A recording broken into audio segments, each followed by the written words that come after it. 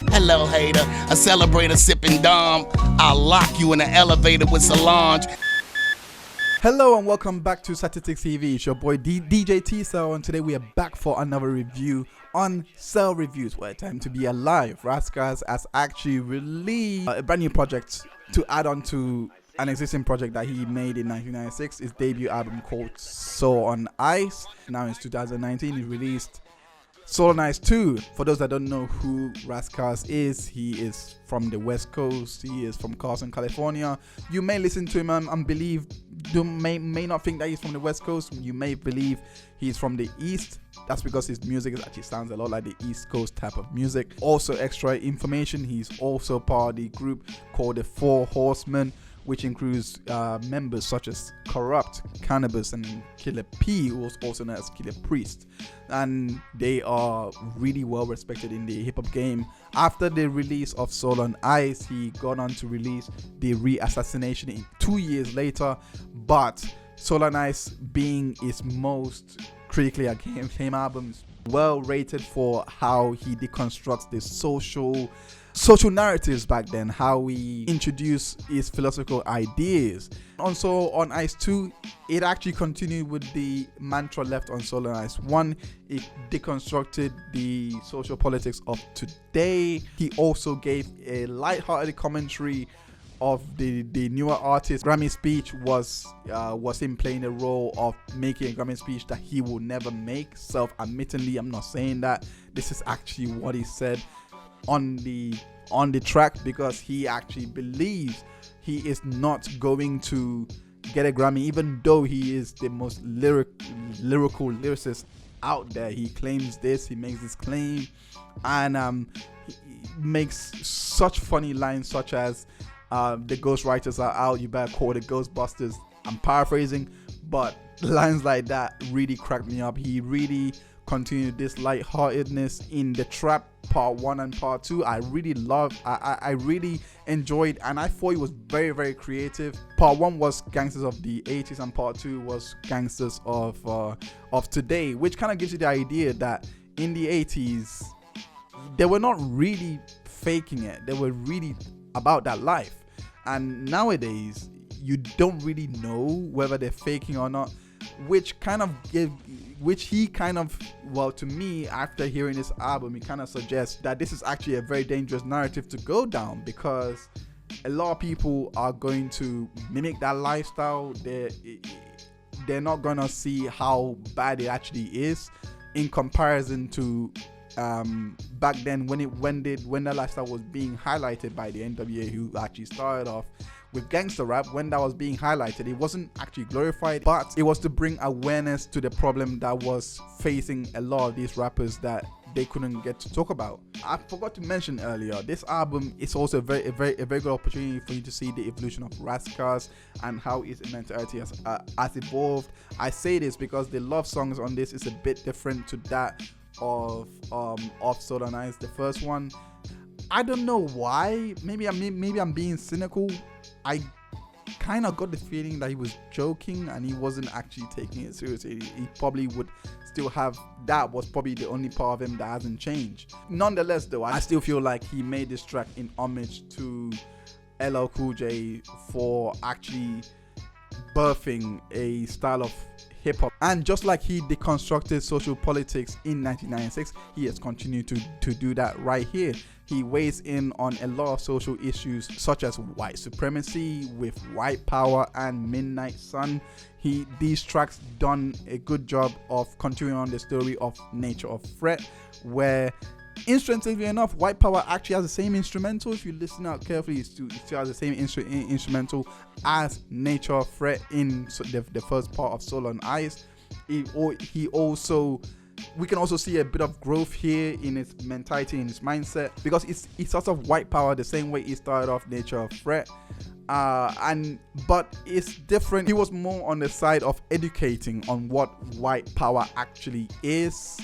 we can visibly see a change of mindset here, because it actually lets you imagine and think of what it was like back then in 1996, and why he would have the mindset in 1996 the way he delivered his message on Solar and Ice. Now on Solar and Ice 2, we actually get to see him actually evolve and actually evolving his understanding, where he did go on to explain what white power actually is. In Opioid Crisis and Ghosted, Ghosted is kind of Opioid Crisis verse 2 and 3 repeated again, but I don't know why he actually did like that. I don't know the actual significance of that. Maybe it was a name change called Ghosted. Maybe he's gone away for life now because of the commentaries that he was saying. Maybe it's mockery on cancel culture. I don't know, but it was quite interesting and creative to see how he has likened how the hypocrisy with opioids and drugs, how it's being treated differently in the state of California, for example, or Beverly Hills, for example, to those living in New York or the Bronx or different parts of the US. This hypocrisy was also being echoed in things like the Me Too movement. That's what I've noticed. I think the same hypocrisy kind of exists in what he brought up in terms of feminism, the Me Too movement, abortion laws, etc. He made a very, very interesting kind of argument to bring out the information in regards to one of Harvey Weinstein's alligators. Asia Argento. By bringing her name up, it shows the hypocrisy of the Me Too movement, where Danny Bennett, who accused Asia Argento, who accused Harvey Weinstein of sexually assaulting her. Danny Bennett accuses Asia Argento of sexually assaulting him when he was 17.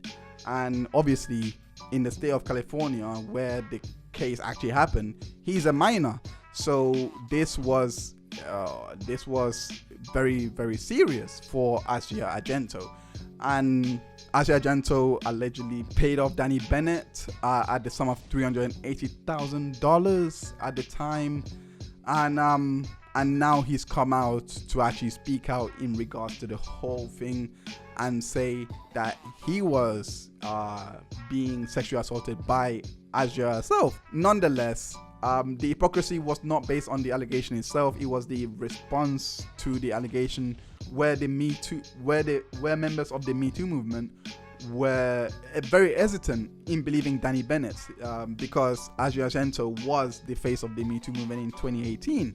So when this case was brought up, they didn't really go to say, yeah, we believe you, which was the Me Too motto. The allegation was in complete contradiction with the Me Too motto, which is believe the victim always. However, in the case of Danny Bennett, it was quite dismissive to say, we were not there, so we will never know. And what Ras Kass done here was quite creative to preface the question: what if I was to say that a woman raped me in my dream? Would he be heard? To preface that and to go on to the case of Asia Argento was quite interesting and to be honest, good storytelling. He also goes on there to talk about abortion laws and the hypocrisy there, in the sense that the man cannot have a say in whether he wants to take care of the child or not. He also gives us the scenario of what if the mother was to go off into hiding for a whole year. The father, the man doesn't even know that he's a father, and then a year later he's hit with child support after she's now given birth to it. He asked the poignant question of, is this fair? Is this right? And that's what the track begs. That's what the verse begs for you to answer. Like, do you stand with this?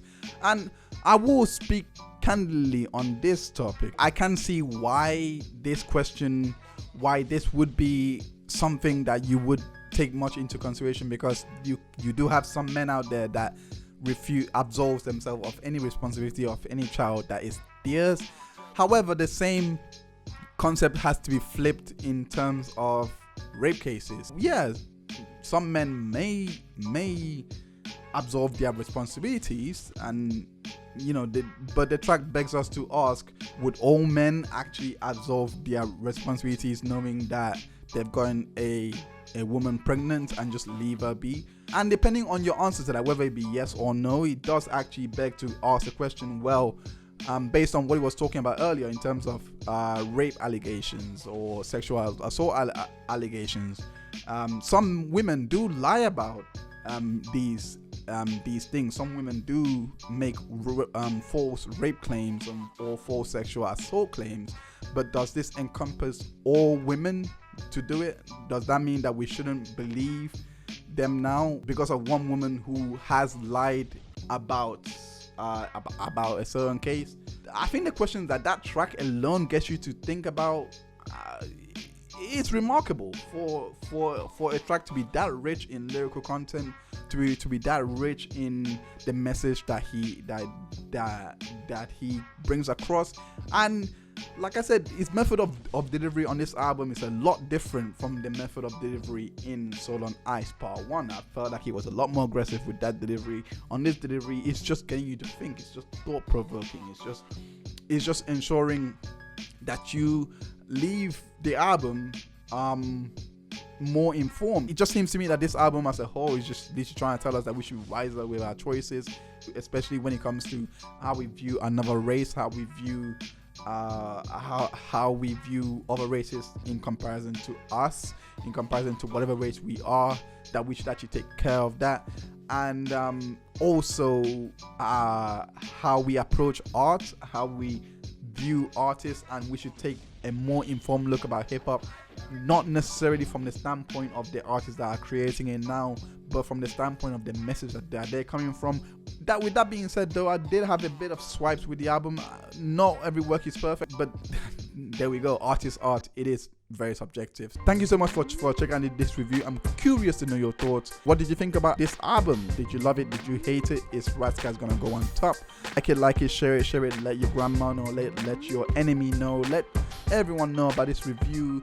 Let's get a conversation talking. I'm really curious to know your thoughts on this album. Like I said, every album is very, very, very, very subjective, and this is how I'm actually gonna continue on with my reviews from now on. I'm not gonna focus on the rating system. I brought in the rating system because I thought it was something good to do. I thought it was something that was a kind of a norm until I learned that reviewing doesn't actually need rating. You can just review the work for what it is. So I prefer this style. I actually enjoy doing this style and reviewing it like this so that you can go see. And I do really hope that you actually listen to this album. It's very rich in content. It's very rich in what you take away from it. I think Ras Kass built an album in which is thought-provoking, but not with the aggressiveness that that Soul on Ice had. Soul on Ice had in 1996. Kind of also gets you to think about that time period as well, and you can kind of see how much society has progressed as a whole as well. So yeah, anyway, thank you so much for checking out this review, and I'll see you on the next one. Peace.